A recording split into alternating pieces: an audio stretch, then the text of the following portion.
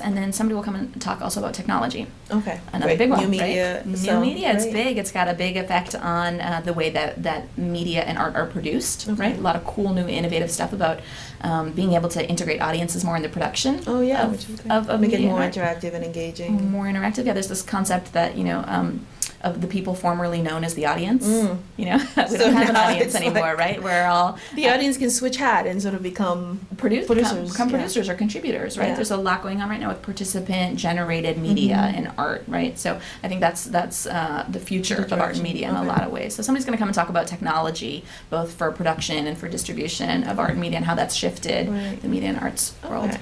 So that's the opening session. Yeah, that's like a which is a lot. It kind of sounds day, like yeah. it sounds like that could be the whole. And a lot of those themes will really ripple throughout Okay. the conference Yeah. over the course of. And you have activities throughout the whole day, through the evening, Through that the are evening. sort of, some seem very educational, but others are very fun and sort of networking with people Yep. throughout the day. Yep, so it'll be a range of panels and workshops throughout the weekend. So Thursday, Friday, and Saturday, all day, panels and workshops happening. Okay. In the evenings, we have lots of parties and networking events and mixers. There's going to be a slate of tours one day where people from around the country can come and check out the different arts and media Okay, organizations in okay. Boston by bike or by boat or by car, by whatever way they want to go. Very eco-friendly. It's Yeah, like, yeah, we've got a lot of options for Great. folks. And then another exciting aspect of this conference is there are two more that I'd like to mention. One is that we're going with the theme of Commonwealth this year and sort of recognizing that arts and media are moving into a more participatory nature, right? We want to make the conference more participatory, right? We're not inviting people to just come and sit and listen and be talked at as if they're experts and there are people who don't know anything, right? We know that everybody who's coming to this event is an expert in something, right? And that they've got a lot to contribute. So we've got an open space, a format that will exist alongside the curated workshops of our panels. So anybody who's got a discussion topic that they want to bring up or a workshop they want to lead, there's a process by which we're facilitating those dialogues. Okay. Yeah.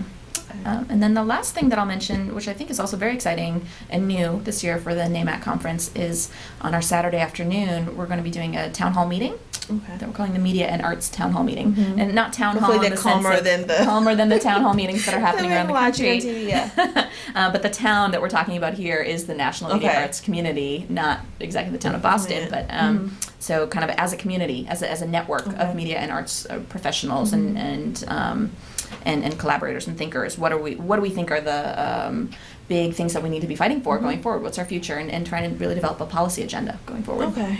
Wow. Sounds like a full schedule ahead. And so you're going to be running all over the place, sort of like making sure everything is running smoothly. I'll be running around mostly in the Boston Park Plaza Hotel from room to room. One place, but still on your feet. Yeah, and there'll be a team of people. We've been collaborating with a group of 30 organizations in Boston who have been coordinating all of the local events. Okay. So those folks will be doing most of the running around the city, putting those doing on. different things. Yeah, because I think I mentioned there's a good, seems to be a good representation of young people. And a lot of time with conferences, it's sort of tough because it's not your typical sort of academic conference. It's like everyone is involved and different groups are involved. And so in terms of diversity, it seems like there's a lot of different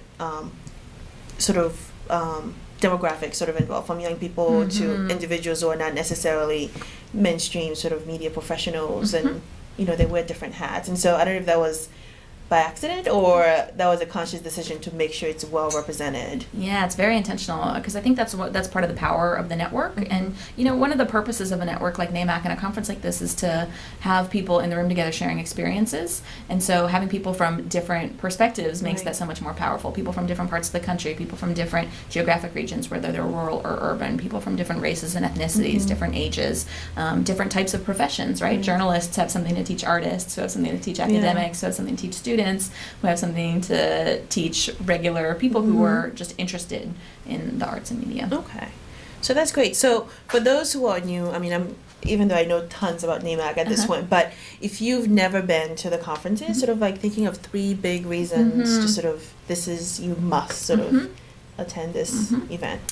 I would say the big reason is that the arts and media are important, Okay. right? This is what, I said again, this is how I got into this work, is this understanding that arts and media and culture really drive so much of how we experience and understand the world, right? It's critical. It's critical stuff that we're talking about here. Every issue that we care about, whether you care about healthcare, or you care about schools, or you care about, gun rights, right? Any of that stuff, it's all impacted by the way that the media communicates about it and the way that the arts communicate about it. So I would say arts and media are critical. And the arts also, even if we're just just not even talking about media, but just the arts are so critical because, you know, and when we talk about creative economies, Mhm. right? This is like Yeah. a lot of industries and organizations